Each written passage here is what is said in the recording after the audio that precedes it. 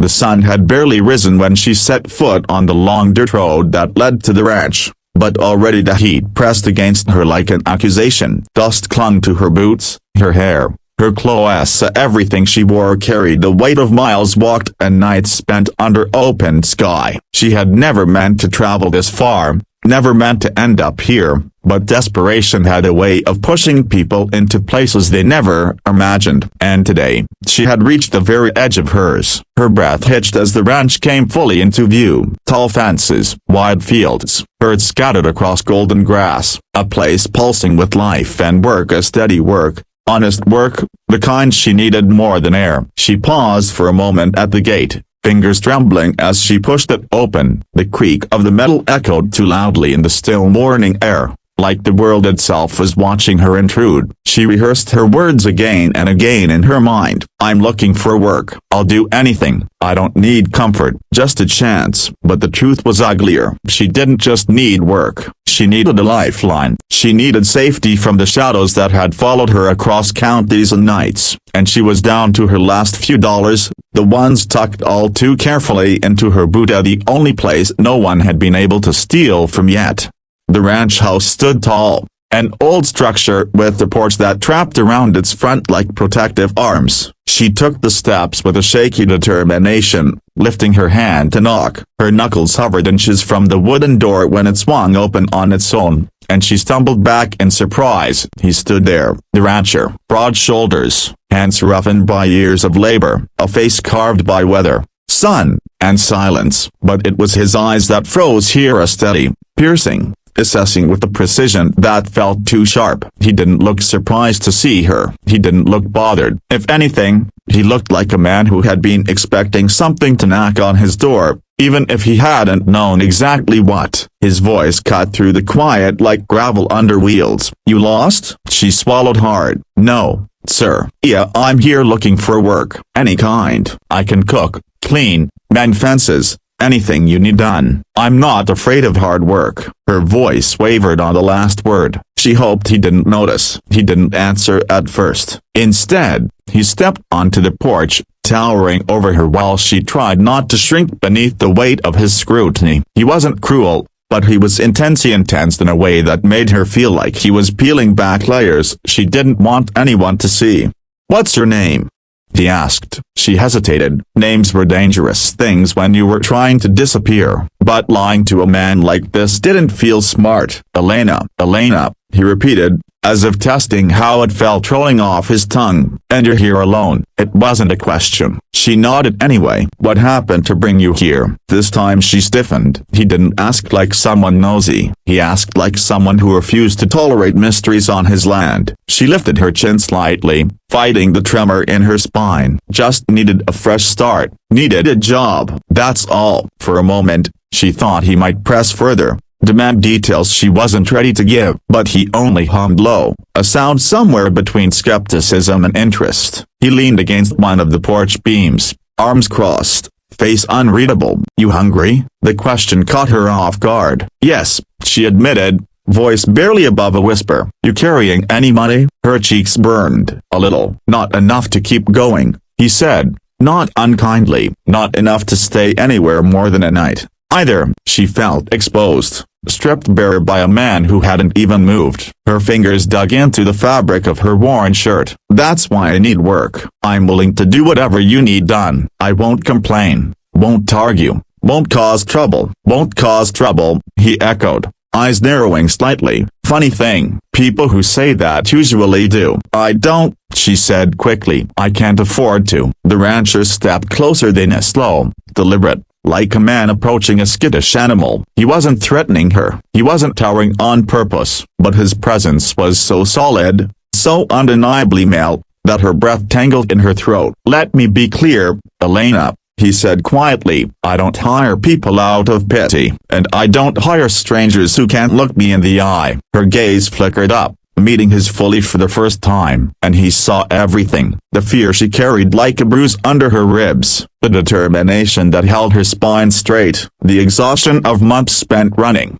hiding, surviving, and the tiny spark of almost gonia that still dared to hope. Something in his expression shifted, just a fraction, but she felt it. "What kind of work are you really looking for?"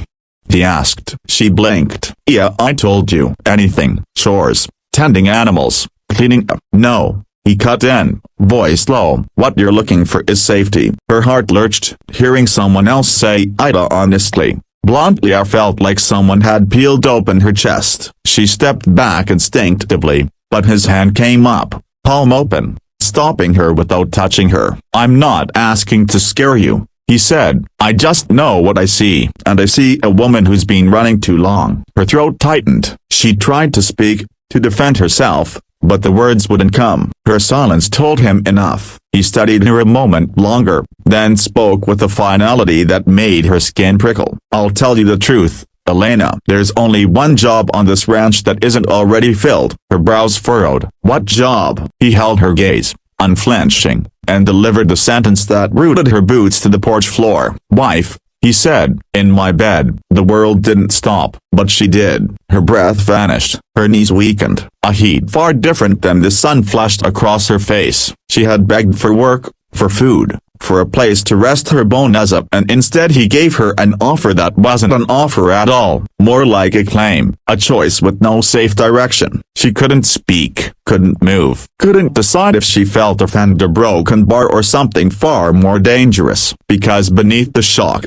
beneath the disbelief, a broken bar, something in her chest didn't say number. The silence after his words felt heavier than the heat settling over the ranch. Elena's pulse thudded in her ears, drowning out everything but the echo of that sentence. "Wife, in my bed." She had never heard a man speak so boldly, so unapologetically, so utterly certain of his own authority. It wasn't flirtation, it wasn't suggestion, it was a declaration, delivered in the steady voice of a man who had spent his entire life giving orders and being obeyed. She forced the breath into her lungs. "You can't be serious." His eyes didn't flinch. "I've never been more serious in my life." Her throat tightened. Men had looked at her before, a hungry man, careless men, dangerous men, but none had looked at her like he did. He wasn't seeing a body. He wasn't seeing a convenience. He was seeing a broken bar, something else, something he believed belonged at his side, not on his payroll. She stepped back, but the edge of the porch stopped her retreat. "I asked for work," she said, voice shaking. "No, not that. You asked for survival," he corrected, taking one slow step toward her, not closing the distance but making damn sure she felt him. "Work is just the excuse you use to walk onto my land." She bristled, anger sparking under the embarrassment. "You don't know anything about me." "I know enough." His voice dipped lower, almost irreverent. "You're hungry, exhausted, running from someone or something you don't want to name, and you're out of options." Her heart stumbled. "You think that gives you the right to a broken bar offer me this number?" "What gives me the right is that it's my ranch," he said plainly, "my land, my rules, and I don't hire extra hands when I already have more workers than bedrooms." Her breath froze, something about the calmness in his tone, and no arrogance, no threat, just truth made her chest constrict. Because he wasn't flaunting power, he was stating reality. "And if I say no?" she whispered. He shrugged, though nothing about him felt casual. "Then you walk away, same way you came. Same dangers waiting for you out there." He nodded toward the dusty road stretching endlessly behind her. "You won't hear a word from me to stop you." That sentence cut deeper than she expected. She had half expected him to pressure her, to corner her, to threaten or coax or manipulate, but instead, a broken bar, he did nothing. He simply leaned back against the porch post and watched her, eyes steady, hands relaxed at his sides. The lack of pressure terrified her more than pressure ever could, because it meant he was confident she would stay. She tore her gaze away, staring out at the fields instead. Birds grazing peacefully, workers moving in the distance. The ranch was alive, safe, structured, solid, the kind of place where a woman could disappear from the dangers that stalked her, the kind of place men respected, the kind of place she had dreamed of but never believed she'd find, the kind of place where she could rebuild, but not if the price was her freedom. "I'm not someone you can just claim,"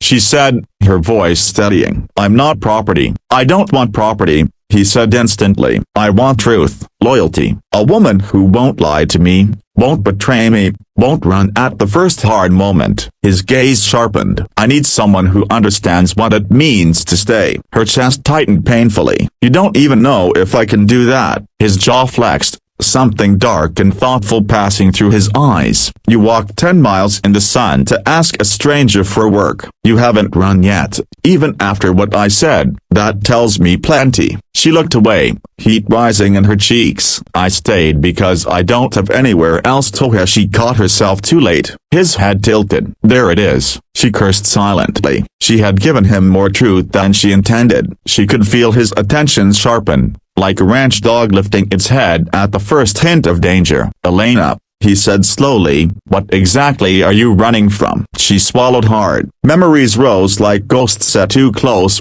too sharp. The man whose hands had left bruises. The nights spent hiding in barns, abandoned shacks, bus stations. The footsteps she still heard behind her even when no one was there. She crossed her arms, hugging herself. Nothing that concerns you. His voice deepened. If it's on my land, it concerns me. She stiffened. I'm not bringing trouble. I just want to work. You want a place no one will find you, he countered. A roof, a locked door, a man standing between you and whatever's behind you. Her breath hitched. He had read her too easily, too precisely. She backed up again, needing space, needing oxygen. But the railing was at her spine now. She was trapped, not physically, but emotionally, mentally, trapped between the life she had fled and the future he held out like a burning brand. He watched her struggle, but he didn't approach, didn't touch, didn't crowd her. He simply waited. It was unbearable. What kind of man makes that offer? She finally whispered. Who tells a stranger the only job she can have is being his wife? The kind, he answered. Who doesn't need a cook or a clean or a broken bar but does need someone real? His eyes softened at the barely, but enough. I'm not offering a cage, Elena. I'm offering a place beside me, a home, protection, commitment, a life that won't break you. Her breath trembled. You don't even know if I want a husband. You want safety, he replied. And safety doesn't come from wages. His words hit her like a shockwave, because deep down, part of her knew he was right. Safety didn't come from a bed in a bunkhouse or a few dollars in a pocket. Safety came from walls built by someone strong enough not to let them fall. Someone who didn't back down. Someone who didn't scare easily. Someone like him. But she wasn't ready to admit it. You expect me to just a broken bar would walk inside, unpack, slip into your life like I belong here?